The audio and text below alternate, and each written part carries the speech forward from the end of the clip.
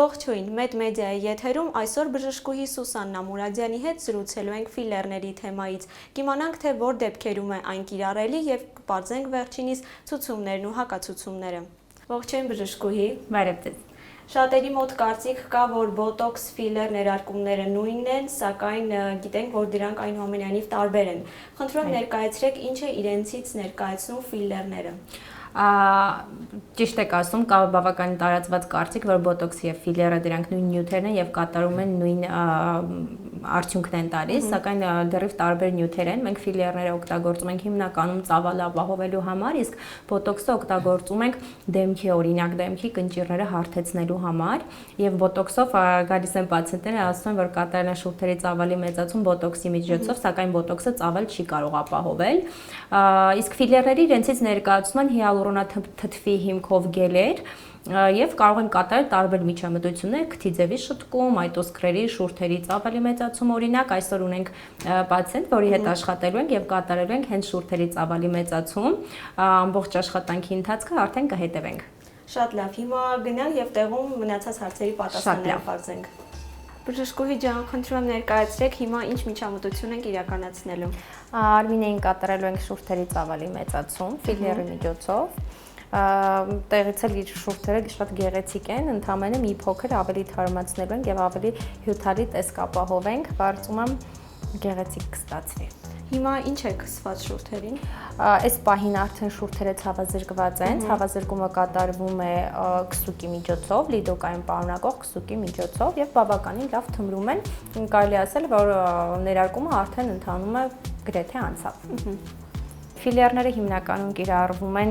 ծավալ ապահովելու համար, այսինքն կարող են կատարել շուրթերի ծավալի փոփոխություն, բայց դա չի նշանակում, որ նպատակը միշտ մեծ չափսի շուրթեր ստանալն է։ Ֆիլերի միջոցով մենք կարող ենք ուղղել շուրթերի անհավասարությունը, շատ ժամանակ լինում է, օրինակ նապաստակի շրթունքից հետո, եթե պացիենտը լինում է վիրահատված, շտկումներ կատարելու կարիք է լինում, որի դեպքում մենք կրկին դիմում ենք էլի ֆիլերների օգնությանը, ինչպես նաև կարող են կատարել այտոսկրերի շտկում, քթի ձևի շտկում կարող են կատարել։ Այս պահի դրությամբ շատ մոդայիկ եւ տարածված միջամտություն է ստորին ծնոտի հստակ կոնտուր ուրվագից ստանալը, բավականին շատ են դիմում աղջիկները, ինչպես նաև ֆիլերի կան հատուկ ֆիլերներ, որոնք մարմնի համար են նախատեսված, որոնց միջոցով կարող են կատարել մարմնի տարբեր հատվածների եւ ուրվագծի շտկում եւ էլի ծավալի մեծացում։ Ցուցված է կատարել 18 տարեկանից, սակայն մինչև 18 տարեկանը նույնպես կարելի է կատարել ներարկումներ, քանի որ ֆիլերները առողջության համար վտանգ չեն ներկայացնում, սակայն այդ պարագայում արդեն պացիենտի հետ պարտադիր պետք է մոտենա ծնողներից որևիցե մեկ։ Բժշկուհի ջան, արդյոք պետք է անցնել նախորդ որևիցե բուժզննում, թե այնուամենայնիվ միանգամից կարելի է հաճախել։ Բուժզնման նախապես կարիք չկա, քանի որ ֆիլերները իրենք առողջությանը վտանգ չեն ներկայացնում, իրենք ալերգիկ չեն, այսինքն նախապես ինչ-որ բաներ անելու կարիք չկա, սակայն կան հստակ ցուցումներ եւ հակացուցումներ, ուղղակի հակացուցումների առկայության դեպքում ներարկումը չենք կատարում, եթե լուծելի է հակացուցումը, բուժում ենք, եթե ոչ, արդեն ուղղակի չենք կատարում ներարկում։ Իսկ այդ դեպքում որոնք են միջամտության հակացությունները։ Հակացություններից ամենաառաջի տեղում են հղիությունը եւ կրծքով կերակրելը, հղիներին եւ կրծքով կերակրող մայրերին խստիվ արգելվում է կատարել որևիցե ներարկում, կլինի դա ֆիլերով ներարկում, բոտոքսի ներարկում, խստիվ հակացուցված է։ Եվ այնտեղ էլի կան մի քանի հակացություններ, որոնցից են օրինակ արյան մակարդելության խնդիրները, օնկոլոգիական հիվանդությունները, սակայն պացիենտների հետ մինչև ներարկում կատարելը պարտադիր կատարվում է խորհրդատվություն, այդ ամենը մենք քննարկում ենք, հասկանում ենք, նոր անցնում ենք ներարկմանը։ Իսկ եթե հաճախորդը տեղյակ չի, օրինակ, որ ինչ-որ խնդիր կա իր մոտ, արդյոք հետագա բարդություններ հնարավոր է նկատվի իր մոտ։ Դա կախված է արդեն թե ինչ հակացուցում է պացիենտի մոտ, որովհետև լինում են դեպքեր, երբ որ պացիենտները դիմում են, կատարում ենք ներարկում, սակայն հետո պարզվում է, որ հղի են, այդ դեպքում ֆիլերը հեռացնելու անհրաժեշտություն չկա, սակայն բնականաբար հետո չենք շարունակում, որպես այդպեսին ինչ-որ խիստ հակացուցումներ չկան ֆիլերով ներարկման համար, ըստ այդմ էլ ինչ-որ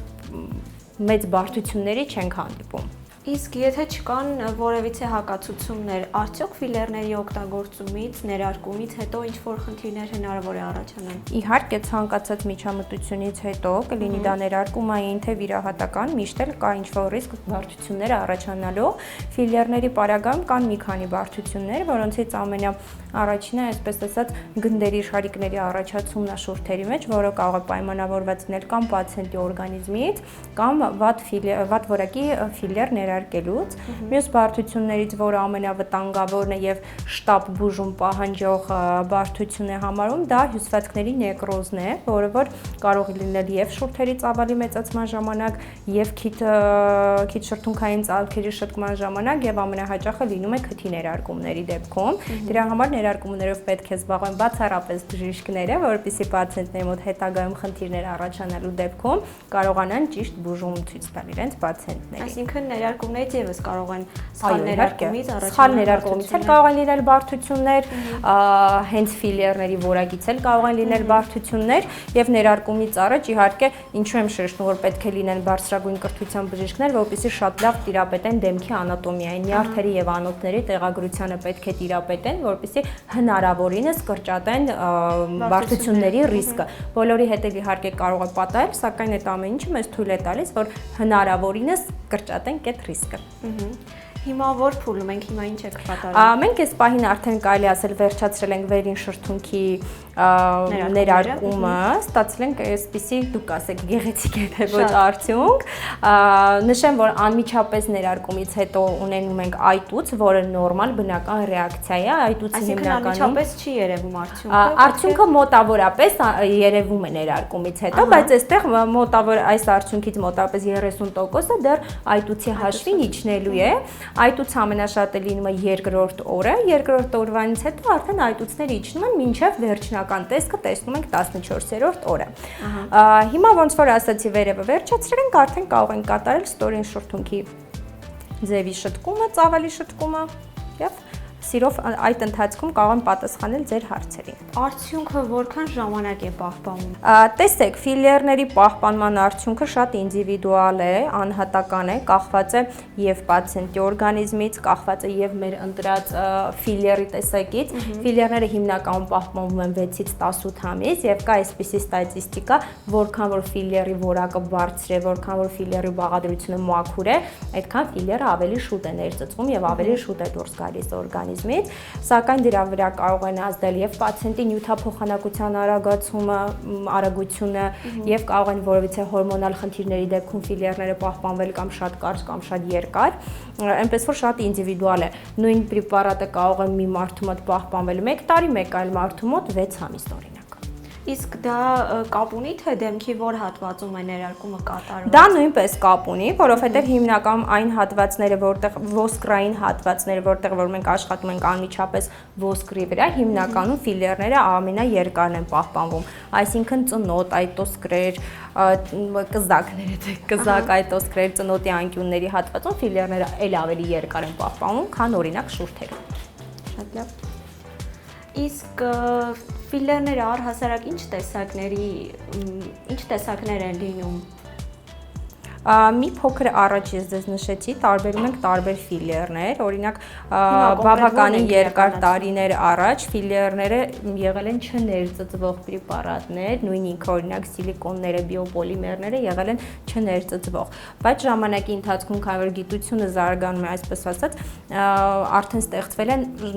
այժմյան ֆիլերները, որոնք ամբողջությամբ ներծծվում են, այսինքն այստեղից ստացվում է, որ մենք տարբերում ենք ներծծվող եւ չներծծվող պրեպարատներ եւ իհարկե ներծծվող պրեպարատները, որոնք որ օրգանիզմից դուրս են գալիս, բնականաբար շատ ավելի լավն են եւ հետեւաբար պետք չէ ձգտել վճարել մատչելի, սակայն ընտրել այնպիսի պրեպարատ, որը ձեզ մոտ կպահպանվի 3 տարի օրինակ։ Դա նորմա չէ։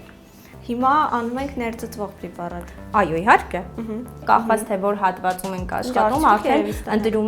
ընտրում ենք թե որ խտության ֆիլերն է մեզ անհրաժեշտ։ Օրինակ շուրթերի պարագայում ընտրում ենք միջին խտության պրեպարատ կամ ավելի նույնիսկ ավելի քիչ խտության պրեպարատ։ Իսկ հաճախորդները կարողանում են իրենք ընտրել։ Այո, իհարկե, դրա համար մենք ներարկումից առաջ պարտադիր կատարում է խորհրդատվություն, որի ժամանակ ներկայացում են թե մենք ինչ պրեպարատներով ենք աշխատում, ինչ խտությամբ են պրեպարատները պրեպարատները եւ պացիենտը ինքն է արդեն ընտրում, թե որն է իրեն ավելի հարմար։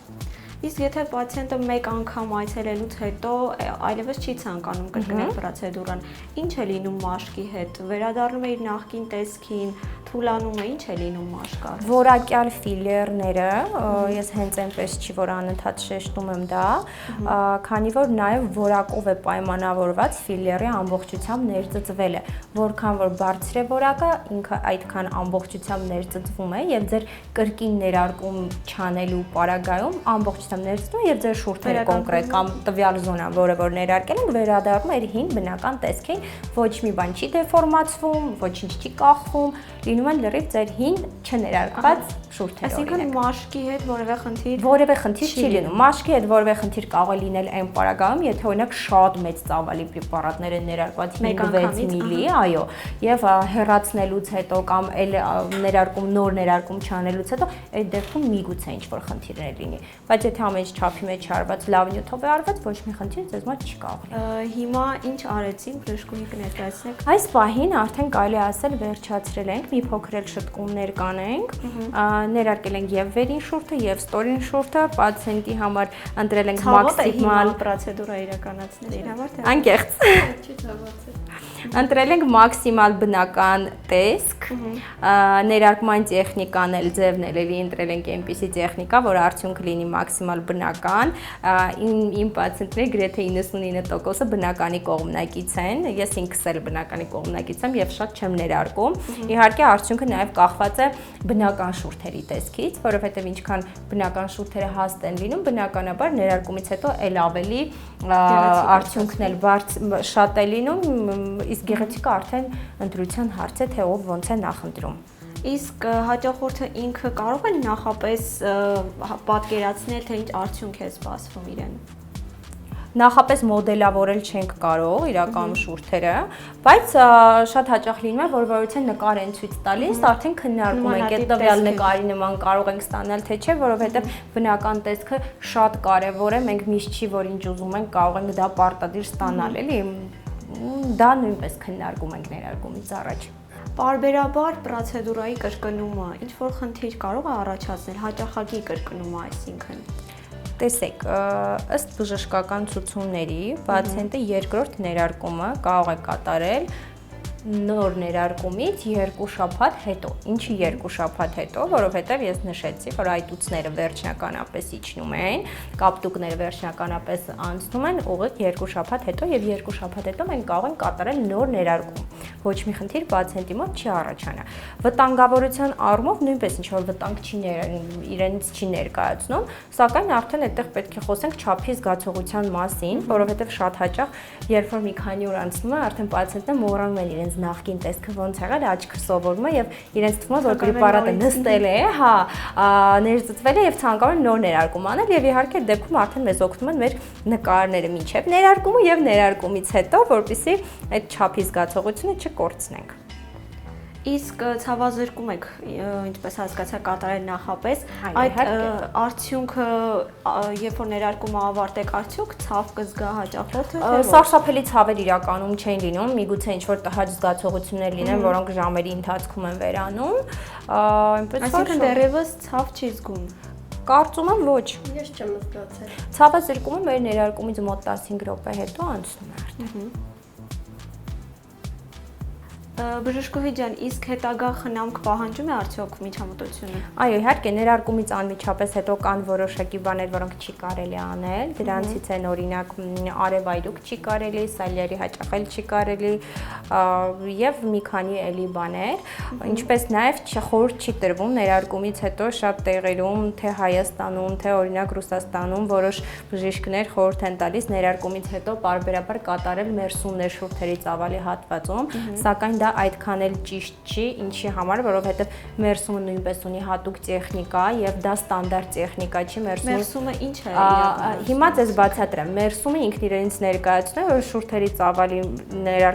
մեծացման դեպքում շուրթերի մեջ ներարկված ֆիլերը պետք է հավասարաչափ բաշխել շուրթերի մեջ մերսման միջոցով, սակայն մերսումը չունի ստանդարտ տեխնիկա եւ մերսումը կախված է նաեւ մեր ներարկման տեխնիկայից։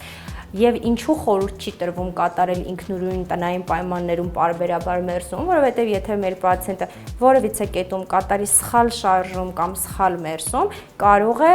ներարկված ֆիլերը տեղաշարժել մեկ տեղից այլ տեղ եւ ստանանք այլ տեսք շուրթերի։ Դրա համար խորհուրդ է տրվում, եթե ինչ-որ խնդիր կա, անհանգստացնող հարց կա, պացիենտը մոտենա բժշկին եւ բժիշկը արդեն տեղում լուծում առաջարկի։ Այսինքն որպես այդպեսի Թեկուզ նույն մերսման տեսքով։